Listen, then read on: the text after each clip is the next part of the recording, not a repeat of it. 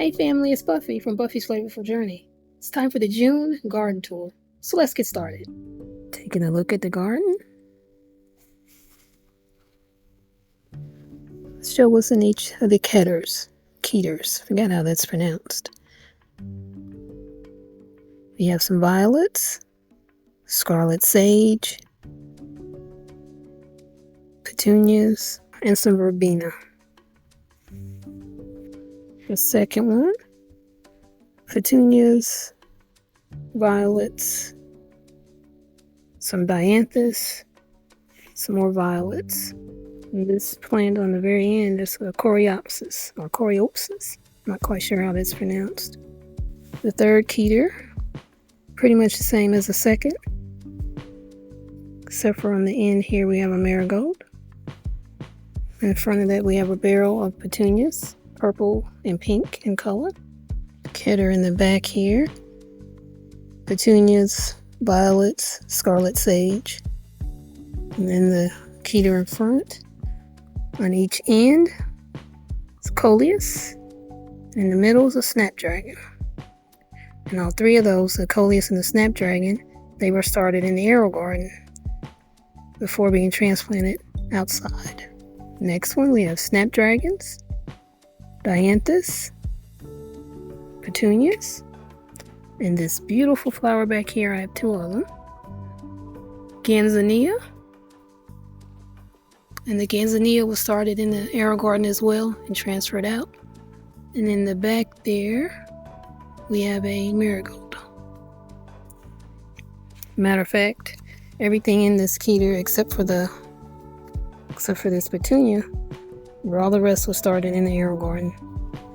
This barrel, we have some nasturtiums with a little bit of variety going around it.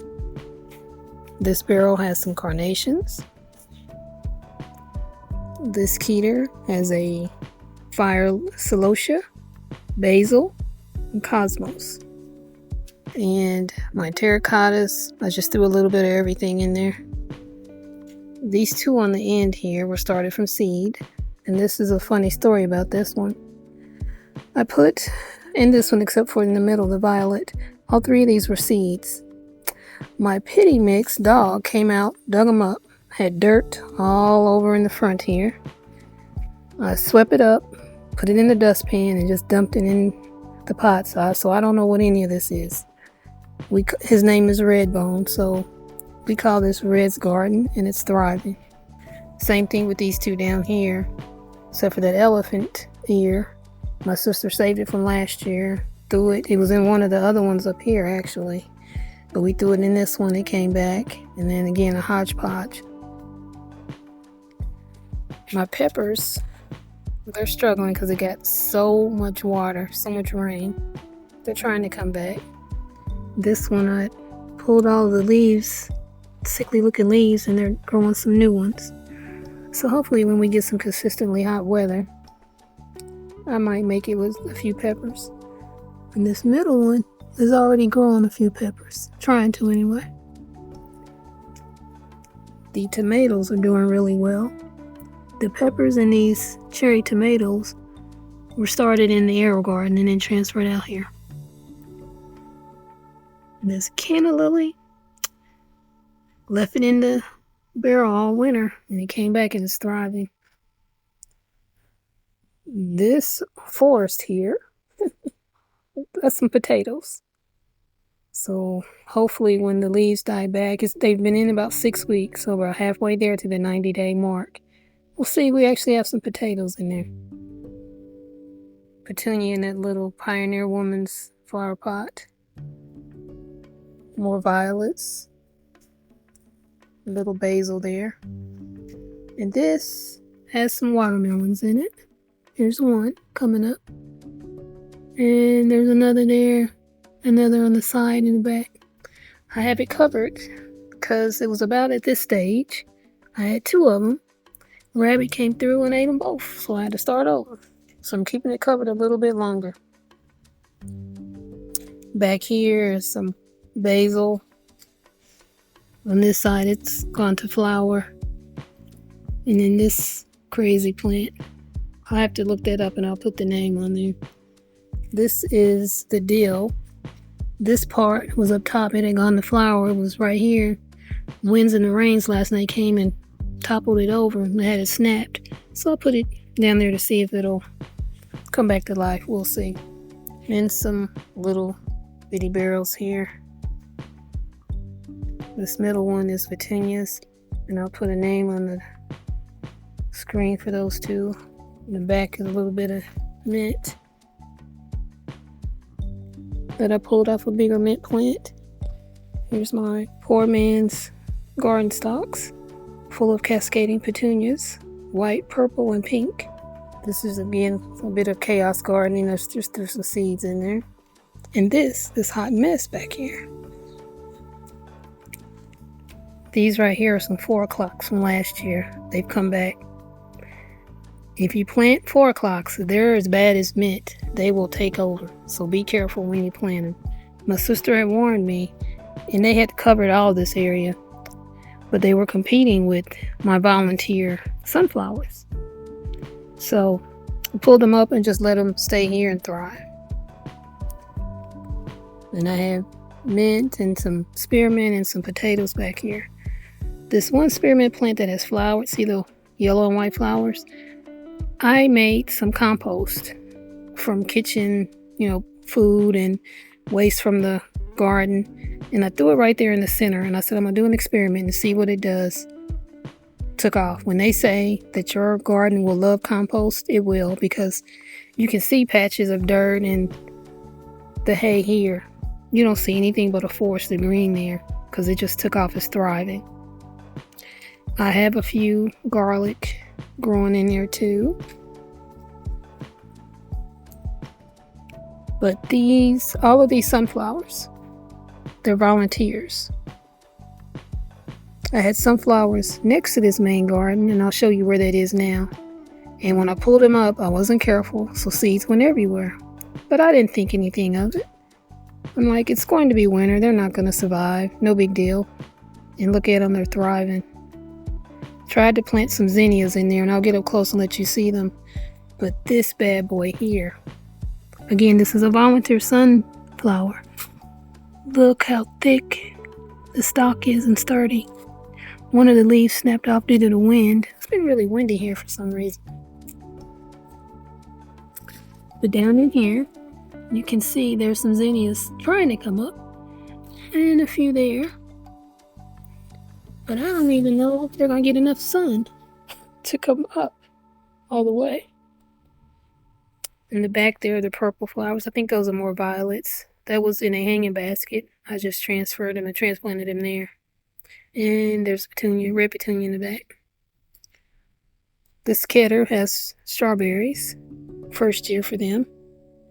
And this patch, this is where it was more chaos gardening because I just took packets of seeds, threw them all in one packet and just sprinkled them. So I had zinnias growing here, mainly sunflowers and a little bit of everything. This year I decided to do just sunflowers. And the sunflowers I planted are supposedly perennial. They're supposed to come back next year, so we'll see. This is the backyard hosta garden. All of this was planted this year and transferred from other hosta we had, except for the back row. We bought those at Home Depot. But these in the front, we transferred these from other hosta plants. Here's my 2 garden stalks, predominantly petunias in there. A few marigolds, a few dianthus, but primarily petunias. Here's some wildflowers.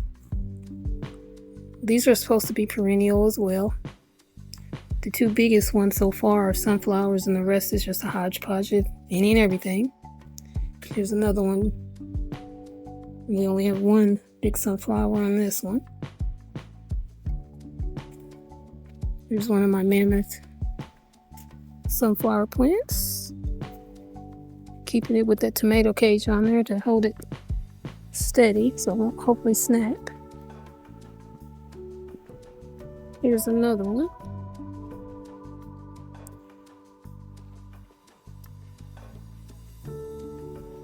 Some perennial grasses that I planted was not last year, year before in the fall. So the fall of 22, first year it came up was last year, and it's come back this year. This big mint patch started from $3 or $4 plant from a local produce store. And look at it. It's crazy. I recently pulled it back because it was crowding in on my 3 garlic plants. Here's the second of 3 hosta patches we have. This one I learned because it flowered at the top and it was also flowering in the bottom. And in one of my Facebook groups, garden groups, they said it does that because of trauma from being transplanted or broken apart. Rose bush. Another rose bush. We didn't plant any of the rose bushes. They were here when we bought the house. Here's 3 more mammoth sunflower plants. I think this plant here is a liatris. It might be a lily. These were free from, I think the Audubon Society. You support them and sometimes they'll send you, no, not Audubon, Arbor Day. Sorry, Arbor Day Foundation. You support them and sometimes they'll plant trees for you or send you trees or send you plants. I opted for plants. This is probably the liatris. This was 1 plant last year. Look at it. And I was supposed to dig this up, and that up. I didn't. I just left them in the ground. It didn't get cold that year. So didn't get cold last winter, so they came back. That's the Asiatic lily. Looks like hosta, but it's an Asiatic lily. Here's some lilies that I believe the original owner planted. Some beautiful pink ones, some orange ones. It's going to be a beautiful batch of them there. And all these little grasses, I planted those last year. You can see it's going to be a lily. There's another one there. And another one here. And this is the 3rd and final hosta patch.